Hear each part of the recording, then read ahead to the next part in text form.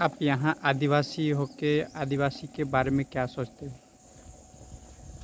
यहाँ के जो ग्रामीण क्षेत्र है यहाँ पे 90% आदिवासी लोग हैं अलीराजपुर ज़िले में। और आसपास के गाँवों में पूरे एरियो से मैं अच्छे से परिचित हो चुका हूँ। हुँ, और यहाँ का वातावरण बहुत ही बढ़िया है। हुँ, लेकिन मुझे दो तीन चीज़ें जो है उसमें मुझे कई कमियां नज़र आती है। हुँ, अगर उन कमियों को सुधारा जाए, उस पर ध्यान देकर अगर काम किया जाए तो यहाँ के ग्रामीणों के पास में चाहे हेल्थ के मामले में बात करें, चाहे अर्थ के मामले में बात करें, बहुत अच्छा हो सकता है। क्योंकि यहाँ पर सबसे पहले तो शिक्षा काफ़ी कमज़ोर है, जो मैंने अपना व्यक्तिगत अनुभव किया है। हुँ, ग्रामीण क्षेत्रों में शिक्षा का स्तर काफ़ी कमज़ोर है। कागज़ कुछ भी बोलता हो, कागज़ कागज़ की जगह है, लेकिन प्रैक्टिकल कुछ और बात है। क्योंकि मैं ग्रामीणों गांव में रहता हूँ तो अच्छे से जानता हूँ। स्वास्थ्य और शिक्षा को लेकर आप क्या कहना चाहते हैं? हाँ, यहाँ पर ग्रामीण क्षेत्र में स्वास्थ्य और शिक्षा के मामले में रियल में काम करने की आवश्यकता है। सरकारी आंकड़े कुछ भी बोलते हो, हुँ, लेकिन जो मैंने व्यक्तिगत रूप से जो मैं यहाँ पर समझा हूँ उसके आधार पे यहाँ अलीराजपुर ज़िले की बात करते हैं हुँ, तो 90% तो यहाँ पर आदिवासी लोग वास करते हैं, हुँ, जो सदियों से यहाँ पर परंपरागत चले आ रहे हैं। हुँ, लेकिन शिक्षा की बात करते हैं हुँ, तो शिक्षा का स्तर बिल्कुल भी बहुत कमी। कमी है, खराब है कहने का मतलब। बच्चों की नींव काफ़ी कमज़ोर है, चाहे वही सरकारी रिकॉर्ड कुछ भी बोलता हो, ये मैंने देखा हुआ है। हुँ, कोई भी व्यक्ति निष्पक्ष जांच करके देख सकता है। हुँ, और शिक्षा के मामले में काम करने की ज़रूरत है, पढ़ाई की तरफ ध्यान देने की ज़रूरत है। अगर यही स्थिति अगर बनी रही हुँ, तो आने वाले समय में भले मार्कशीट कितना ही पढ़ा लिखा बताता हो, लेकिन एक आवेदन भी लिखना बच्चों के लिए मुश्किल हो जाएगा, जो वर्तमान स्थिति ग्रामीण क्षेत्रों की देखा जाए तो। ये तो यहाँ पर शिक्षा की ज़रूरत है। हुँ, दूसरा, स्वास्थ्य के बारे में अगर बात करते हैं हुँ, तो यहाँ का वातावरण बहुत अच्छा है। गांव में लगभग हर घर में, किसी के घर में बकरियां हैं, बहुत से लोग भैंस पालते हैं, गाय है। ऐसे तो खेतों में गोबर जैसी खाद जाने के कारण मतलब अच्छा है हेल्थ के मामले में। हुँ, लेकिन अवेयरनेस तो नहीं है हुँ, आज के समय के हिसाब से अगर हम बात करते हैं। हुँ, क्योंकि अगर ग्रामीण क्षेत्र में अगर कोई व्यक्ति बीमार पड़ता है हुँ, तो पर्याप्त सुविधाएं हॉस्पिटलों में नहीं है। लोगों को गुजरात जाना पड़ता है, छोटी हुँ, छोटी चीज़ों के लिए भी गुजरात बड़ौदा की में जाना पड़ता है। कोई अहमदाबाद जा रहा है, कोई दाहोद जा रहा है।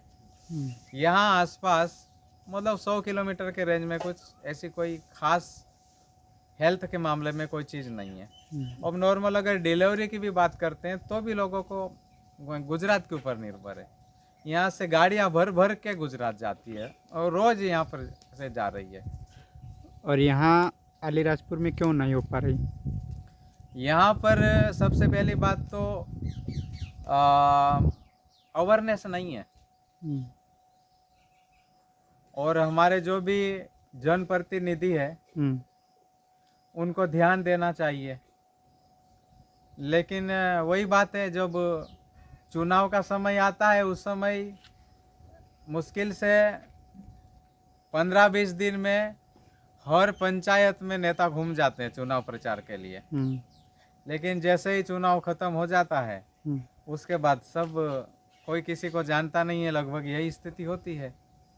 शिक्षा के बारे में बात कर रहे हैं हम, स्वास्थ्य के बारे में बात करते हैं तो कोई भी जनप्रतिनिधि कभी स्कूल में जाके विजिट करके कभी लगभग लगभग नहीं के बराबर ही देखते हैं कि क्या हुँ, स्थिति हो रही है। हुँ, अगर हम हॉस्पिटलों की बात करते हैं तो निष्पक्ष जाके क्या वर्तमान परिस्थितियां और उसको निराकरण करने के बारे में कोई नहीं सोचते हैं। अभी मैंने कुछ दिन पहले देखा था कि 1 साल से एक्सरे मशीन पड़ी है, लेकिन आज तक कोई चालू नहीं हुई करके मैंने एक न्यूज़ देखी थी, वो आप ही के द्वारा डाली हुई। हाँ। तो क्या ये चीज़ यहाँ के जनप्रतिनिधियों को मालूम नहीं होता है क्या? तो लापरवाही है। आप- शासकीय कर्मचारियों में ज़्यादातर इसी तरह की चीज़ें देखने को मिलती है, और जनप्रतिनिधि लोग भी ये सब चीज़ें सारे मतलब सही तरीके से क्यों नहीं है? क्योंकि यहाँ पे लोग जागरूक नहीं है। सही। यही चीज़ें ज़्यादातर देखने को मिल रही है। और यहाँ पर 90% आदिवासी है, जी। पर वो तो शिक्षित क्यों नहीं हो पा रहा है?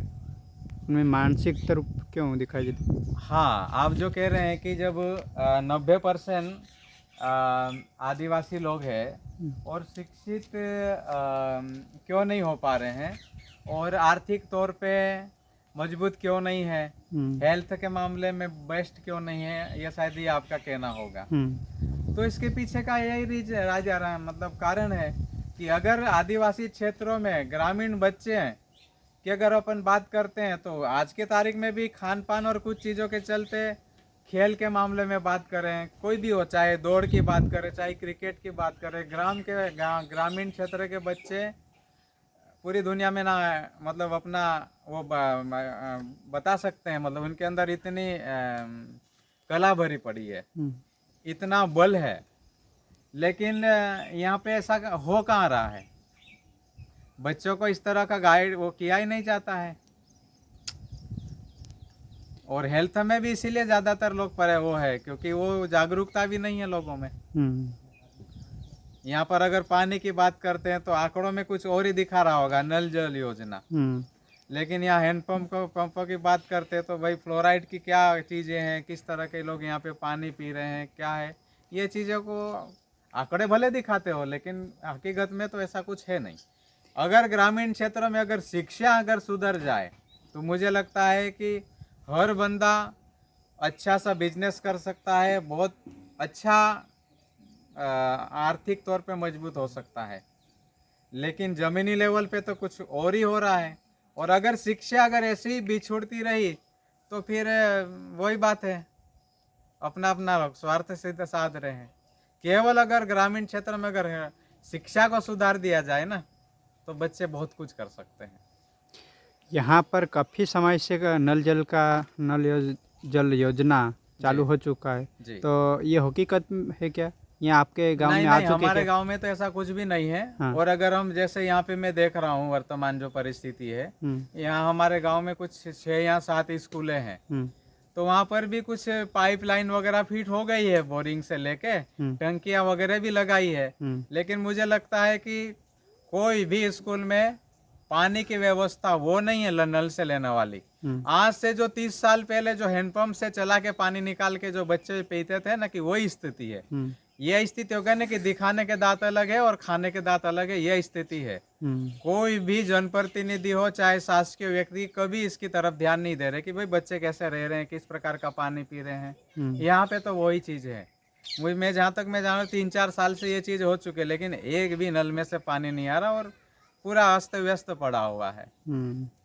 तो वही चीजें हैं। यहाँ पर शिक्षा के बारे में स्कूल खोखला हो चुकी है, उसके लिए क्या कहना चाहते हैं? हाँ, ऐसी बहुत सारी स्कूलें हैं, वो जर्जर पड़ी हुई है, और यहाँ तक देख रहे हैं कि भाई नई स्कूलें बन जाएगी, क्योंकि सालों साल ऐसी कई सारी जगह है कि जहाँ पे छत गिरने पे आए हुए हैं, दूर दूर दूसरी स्कूलों में ट्रांसफ़र कर रहे हैं बच्चों की, वहाँ पैदल चल के जा रहे हैं। वो क्या है, मैं तो कह रहा हूँ, मैं किसी पार्टी या किसी उसके ऊपर आक्षेप नहीं लगा रहा हूँ, लेकिन ग्रामीण क्षेत्रों में और ये जो स्कूल है वर्तमान में दिख रही है, वो हकीकत में बच्चों के साथ खिलवाड़ हो रहा है।